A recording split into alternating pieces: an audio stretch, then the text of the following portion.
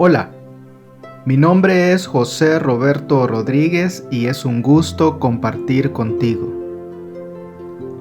Lección número 12, titulada Deuteronomio en el Nuevo Testamento. El texto bíblico base para el estudio de esta semana se encuentra en el libro de Mateo, capítulo 4, verso 4, en el cual leemos lo siguiente. Él respondió y dijo: Escrito está, no solo de pan vivirá el hombre, sino de toda palabra que sale de la boca de Dios.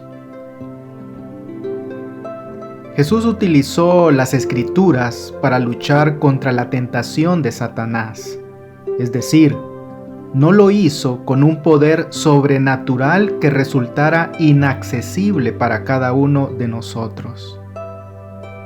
Jesús peleó esta batalla como hombre y no utilizó ningún recurso especial indisponible para ti y para mí. Él sacó la espada del Espíritu, porque nuestro Señor no peleará con ninguna otra arma. Pudo haberse enfrentado perfectamente a Satanás con una inapelable exhibición de su gloria. Pudo haberse enfrentado al enemigo con lógica y razonamiento. En su lugar, Jesús usó la palabra de Dios como arma contra Satanás y la tentación. Pudo haber hablado nuevas revelaciones, pero escogió decir: escrito está.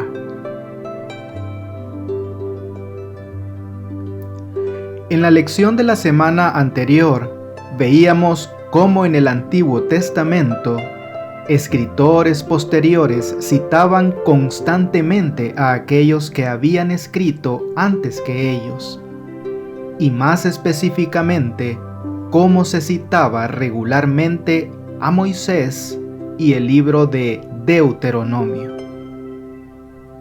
Pues bien, muchos escritores del Nuevo Testamento también citaron como fuente de autoridad a escritores inspirados del Antiguo Testamento. Jesús mismo, durante su ministerio terrenal, fue un ejemplo vivo de esto, ya que constantemente hizo volver la vista a los escritos del Antiguo Testamento, como cuando en Marcos capítulo 14, verso 49, les dijo a Judas y a los que le apresaban: todos los días estaba frente a vosotros enseñando en el templo, y no me prendisteis. Pero es así para que se cumplan las Escrituras. O como cuando se encontró con aquellos 2 discípulos camino a Emaús, y tal como se lee en Lucas capítulo 24, verso 27, y comenzando desde Moisés y siguiendo por todos los profetas, se puso a explicarles en todas las Escrituras lo referente a él. De igual manera, autores del Nuevo Testamento usaron constantemente el Antiguo para reforzar y justificar cada una de sus afirmaciones.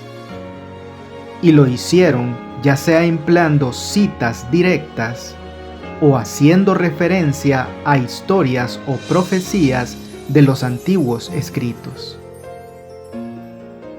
Y ya que nuestro estudio de este trimestre se basa en el libro de Deuteronomio, ¿sabes, por ejemplo, qué otros libros de la Biblia se remiten constantemente a él? Pues podríamos mencionar a varios: Mateo, Marcos, Lucas, Hechos, Juan, Romanos, Gálatas, Primera y Segunda de Corintios, Hebreos, las epístolas pastorales e incluso el Apocalipsis. ¿Qué verdad presente podríamos extraer de algunos de ellos? Te invito a que lo hagamos a través del estudio de esta semana. Durante su ministerio terrenal y un tiempo después de haberse identificado con los pecadores en su bautismo, Jesús se identificó con ellos nuevamente al ser severamente tentado en el desierto, siendo esto una parte sumamente necesaria de dicho ministerio. Mateo capítulo 4, verso 1. Entonces Jesús fue llevado por el Espíritu al desierto para ser tentado por el diablo. ¿Cómo respondió Jesús a cada una de las tentaciones y qué lecciones extraemos de ello? Pues comencemos. Mateo capítulo 4 versos 3 y 4. Y acercándosele el tentador le dijo: Si eres hijo de Dios, di que estas piedras se conviertan en panes. Él respondió y dijo: Escrito está, no solo de pan vivirá el hombre, sino de toda palabra que sale de la boca de Dios. Jesús no estuvo en desacuerdo con Satanás de manera silenciosa, sino que le respondió con la palabra de Dios. Cuando Jesús citó Deuteronomio 8:3, Jesús estaba mostrando que toda palabra que sale de la boca de Dios debería ser mucho más preciosa para nosotros que la comida misma. Y además, demostraba que no se trataba de rechazar la ayuda sobrenatural. Se trataba de someterse al tiempo y voluntad de su Padre en todas las cosas. Mateo capítulo 4 versos 5 al 7.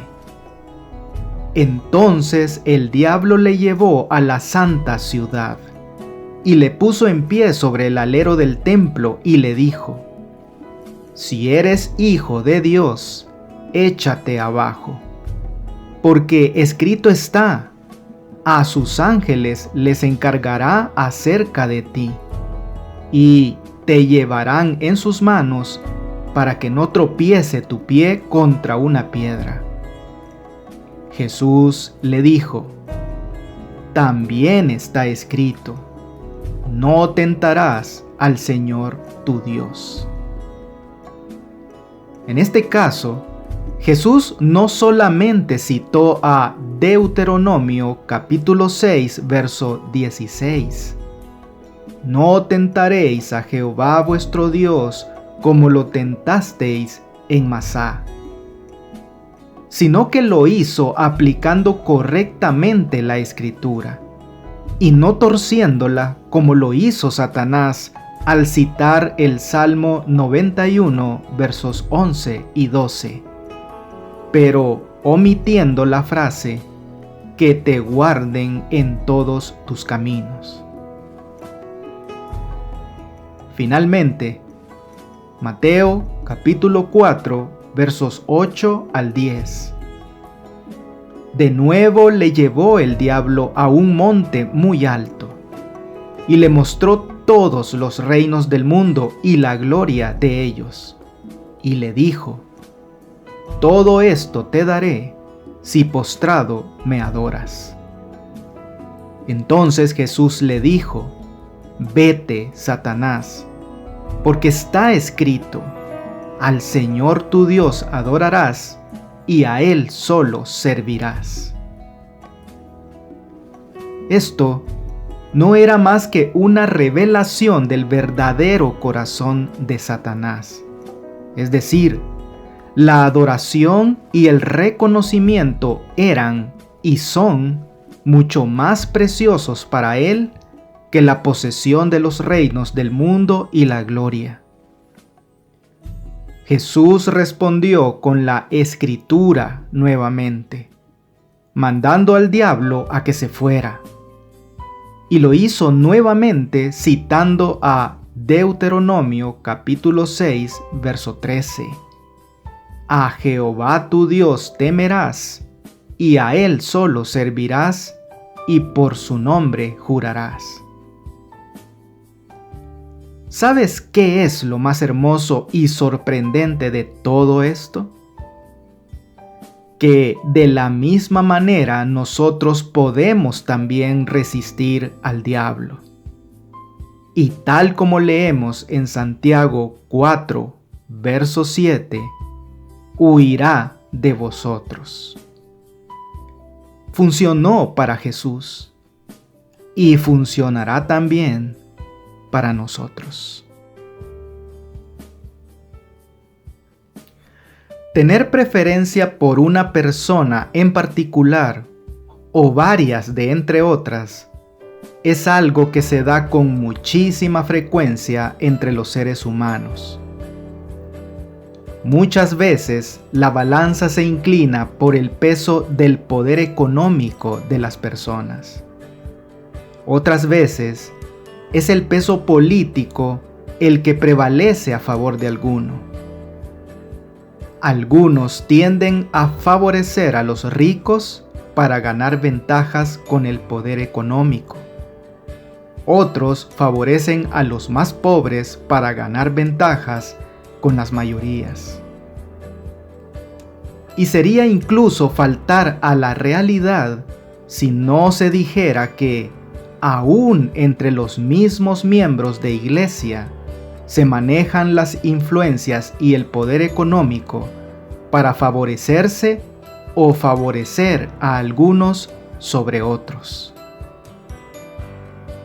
Y es nuevamente en el libro de Deuteronomio donde encontramos un mensaje relacionado a esto, dirigido al pueblo de Dios en aquel tiempo y a la iglesia de Dios en este tiempo. Deuteronomio capítulo 10, verso 17. Porque Jehová vuestro Dios es Dios de dioses y Señor de señores, Dios grande, poderoso y temible, que no hace acepción de personas, ni admite soborno. Cuán agradecidos debemos estar tú y yo de que la acepción de personas tan común entre los seres humanos no sea algo que suceda en lo que respecta a Dios y al juicio de Dios. La declaración no hace acepción de personas afirma en su traducción literal que nuestro Dios no levanta rostros. En los tiempos de los reyes y jueces, cuando se llevaba a cabo un proceso legal y se juzgaba a una persona, el rey o juez veía su rostro, con el fin de emitir un veredicto en función de si se trataba de una persona importante o de alguien insignificante. Posiblemente de allí la traducción. Pero Deuteronomio deja muy en claro que el Señor no trata a la gente de esa manera. Es más, escritos posteriores utilizaron a este libro para enfatizar esta idea, como en el caso de Hechos, capítulo 10, verso 34. Entonces Pedro, abriendo la boca, dijo: En verdad comprendo que Dios no hace acepción de personas. O como en el caso de Romanos capítulo 2, verso 11. Porque ante Dios no hay acepción de personas. Estas declaraciones iban completamente en contra del pensar judío prevaleciente en aquel tiempo, de que Dios sí mostraba parcialidad hacia los judíos y contra los gentiles. En esencia, muchos judíos de la época de Pedro, por ejemplo, pensaban que Dios amaba a los judíos mientras odiaba a los gentiles. No, amigo, no, amiga, Dios no levanta rostros. Y si Él, Dios grande, poderoso y temible, no tiene ningún tipo de favoritismos, nosotros como fieles seguidores a su gran ejemplo, tampoco deberíamos tenerlos. Independientemente de nuestro estatus, todos estamos dentro de la misma esfera. Todos como seres caídos y necesitados de la gracia salvífica de Dios. Y a todos se nos ofrece la salvación en Jesús. En múltiples ocasiones, el apóstol Pablo se dedicó a confrontar la visión equivocada y desenfocada que se tenía de Jesús y de su obra. Una de ellas la encontramos en la carta escrita por Pablo de Tarso a los cristianos que habitaban la provincia romana de Galacia, en Asia Menor. Gálatas capítulo 3, verso 1. Oh Gálatas insensatos, ¿quién os fascinó para no obedecer a la verdad, a vosotros ante cuyos ojos Jesucristo fue ya presentado claramente entre vosotros como crucificado? Al llamar insensatos a los Gálatas, Pablo no quiso decir que fueran deficientes moral o mentalmente. Pablo usó una antigua palabra griega, anoetos, que tenía la idea de alguien que puede pensar, pero que no usa su poder de percepción. Los principios a los que se refería Pablo son cosas que los Gálatas sabían, cosas que se les habían enseñado. El conocimiento y la comprensión estaban ahí, pero no los estaban usando. Sin embargo, más allá de este llamado de atención, resulta muy interesante cómo el apóstol cita a Deuteronomio para plantear su postura, cuando en Gálatas capítulo 3, verso 10 escribe: porque todos los que dependen de las obras de la ley están bajo maldición, pues escrito está: maldito todo aquel que no permanezca en todas las cosas escritas en el libro de la ley para hacerlas. Cuando Pablo dijo que los que dependen de las obras de la ley están bajo maldición, no quiso decir que la ley era mala o que la palabra de Dios estaba mal. Simplemente quiso decir que Dios nunca tuvo la intención de que la ley fuera la forma en que encontráramos nuestra aprobación ante Él. Dios sabía que nunca podríamos guardar la ley, por lo que en su gran amor instituyó el sistema del sacrificio expiatorio junto con la ley.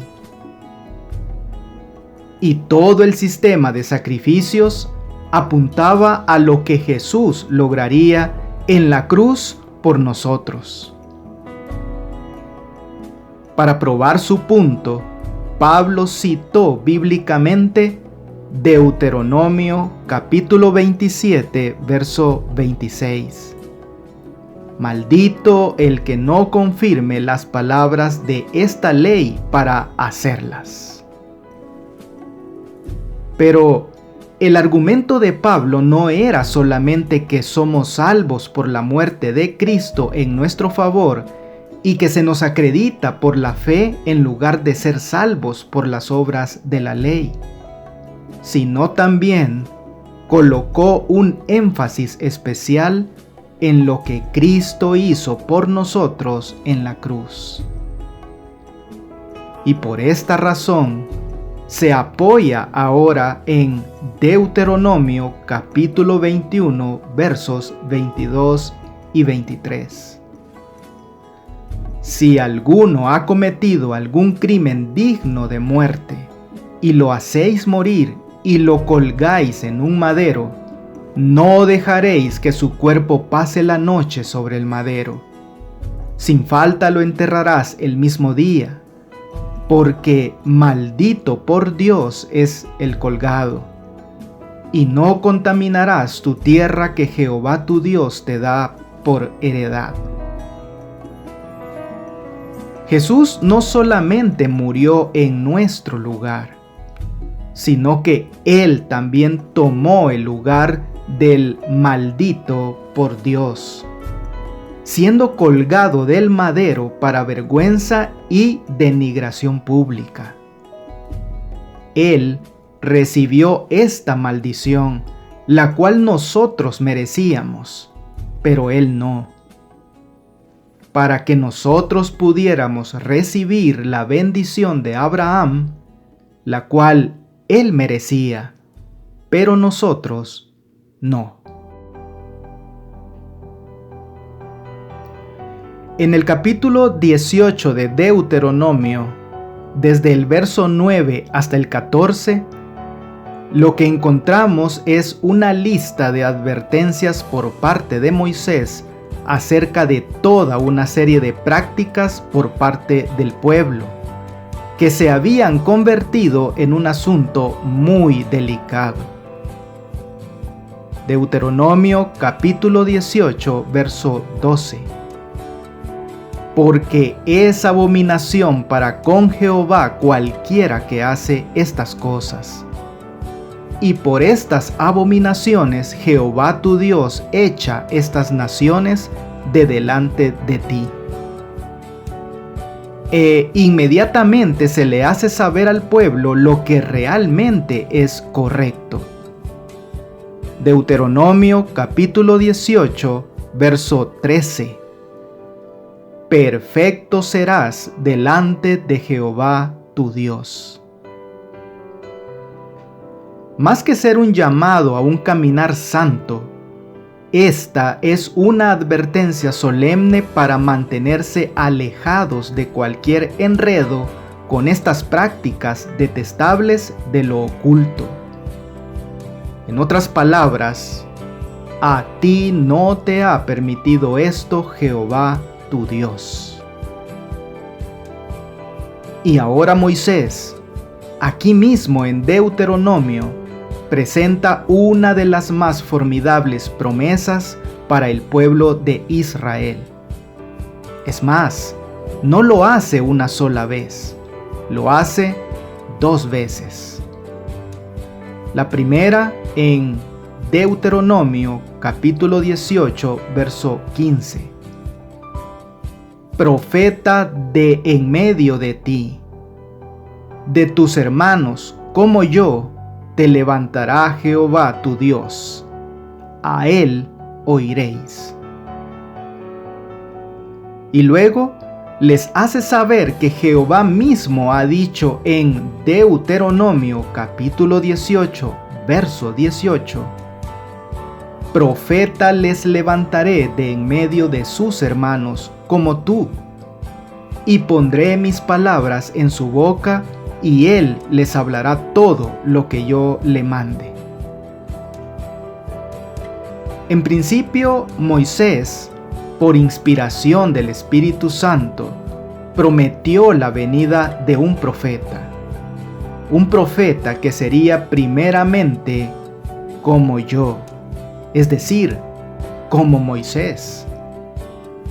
Pero luego Dios mismo declara: profeta les levantaré.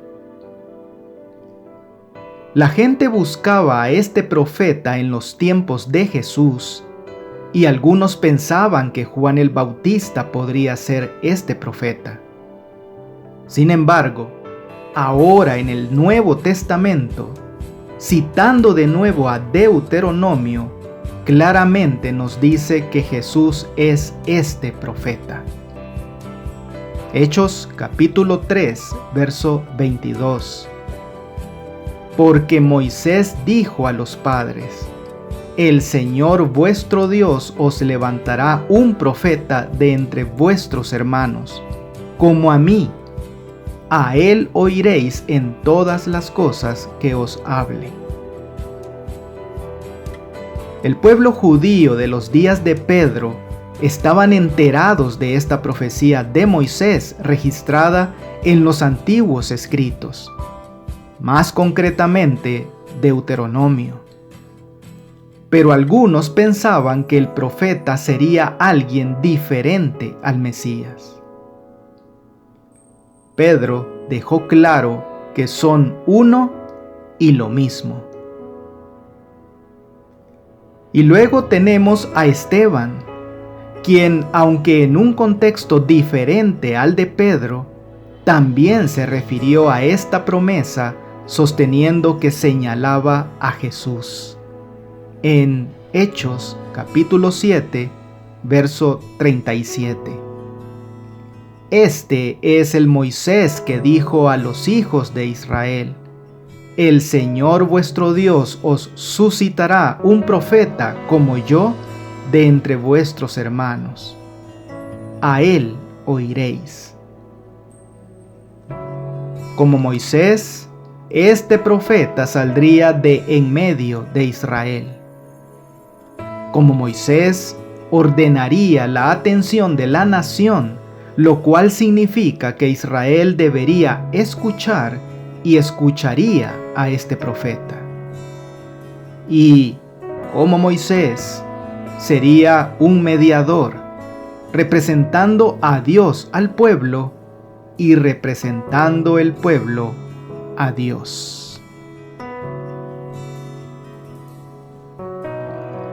Permanecer fieles al Señor es algo que debe surgir como resultado de nuestro amor por Dios, por quién es Él y por todo lo que ya nos ha expresado con su mayor fuerza en la cruz de Cristo. Pues bien, en la Biblia este tipo de exhortación se lleva a cabo con mucho énfasis en el libro de Hebreos, en el cual asimismo se recuerda sobre las terribles consecuencias de alejarse, de no aceptar lo que Jesús ya ha hecho por nosotros. Hebreos capítulo 10, verso 26. Porque si continuamos pecando voluntariamente después de haber recibido el conocimiento de la verdad, ya no queda más sacrificio por los pecados. Muy claro, ¿no es así? Pecar voluntariamente es todo un rechazo deliberado y consciente de la gran obra de Jesús por nosotros en la cruz. Si se rechaza el sacrificio de Jesús por los pecados, lógicamente no queda ningún otro sacrificio que los pueda limpiar. Si alguien rechaza el sacrificio de Jesús, un juicio horrendo es seguro, incluso más seguro de lo que era bajo el antiguo pacto. ¿Por qué? Porque en aquel no se tenían la luz y la verdad que tenemos hoy. Hoy sabemos del sacrificio del Hijo de Dios por nuestros pecados, Por lo tanto, si nos apartamos, nuestra condenación será mayor que la de ellos. Siguiendo la lectura de Hebreos, Pablo ahora advierte sobre algo muy importante. Hebreos capítulo 10, verso 28. El que viola la ley de Moisés por el testimonio de 2 o de 3 testigos, muere sin compasión. ¿A quién crees que Pablo estaba citando? Claro, así es, a los escritos de Moisés en Deuteronomio. Deuteronomio capítulo 17, verso 6. Por dicho de 2 o de 3 testigos morirá el que haya de morir. No morirá por el dicho de un solo testigo. Recordando que si alguien era considerado digno de muerte, la enfrentaría solo después de que al menos 2 personas testificaran contra él. Y Pablo continúa en Hebreos capítulo 10, verso 30. Pues conocemos al que dijo: mía es la venganza, yo daré el pago, dice el Señor. Y otra vez, el Señor juzgará a su pueblo. Esta vez, citando a Deuteronomio capítulo 32, verso 35. Mía es la venganza y la retribución, para el momento en que su pie resbale, porque el día de su aflicción está cercano, y lo que les está preparado se apresura. La exhortación y la advertencia estaban dirigidas en este caso a aquellos cuyos antepasados habían sido juzgados por Dios. Pero aquellos no tenían lo que tenían estos judíos del Nuevo Testamento: la revelación más completa del amor de Dios manifestada en la cruz. Amigo, amiga, esa luz y esa verdad la tenemos hoy en día tú y yo. Y por esto, cuán importante es no dejar pasar por alto lo que Pablo le estaba diciendo al pueblo de Dios en aquel tiempo y lo que nos dice a nosotros hoy. Están advertidos. Muy bien, sinteticemos algunas ideas que nos ha dejado esta preciosa lección. Número 1. Escrito está. ¿Sabes? El diablo también puede usar esta frase. Tú y yo podemos confiar plenamente en que Satanás ha memorizado la Biblia y es un experto en citarla, pero fuera de su contexto. ¿Con qué objetivo? Pues para confundir y derrotar a los que tienta. En la lección de esta semana nos dimos cuenta cómo el enemigo de Dios citó el Salmo 91 versos 11 y 12 y lo sacó fuera de su contexto para decir: vamos, Jesús, si haces esto, la Biblia promete que los ángeles te rescatarán y será una excelente autopromoción. Qué importante es que cada cristiano conozca la Biblia por sí mismo y no se deje engañar por alguien que cita la Biblia sin exactitud o aplicación correcta. Tú y yo también debemos responder con un categórico: escrito está. Número 2. no levantemos rostros.